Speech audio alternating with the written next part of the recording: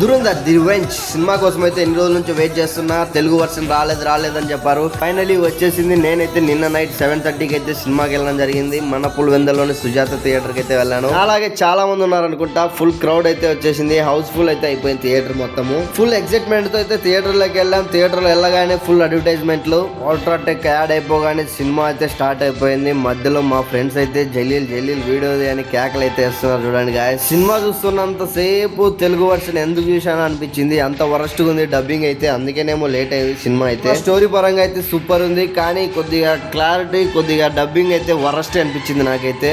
ఇంటర్వ్యూలో ఈ పాప్కార్న్ తీసుకున్న పాప్కార్న్ కూడా అంతే వరస్ట్ గా ఉంది. పాప్కార్న్ అయితే ఏం బాలేదు.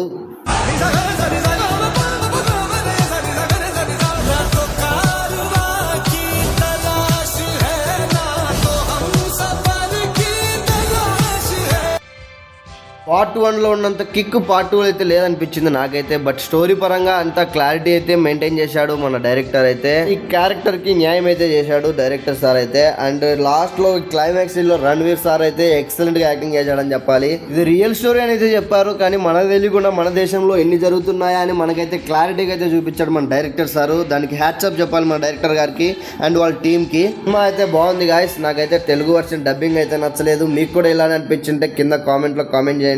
మా ఛానల్ ఫాలో అండ్ సబ్స్క్రైబ్ చేసుకోండి.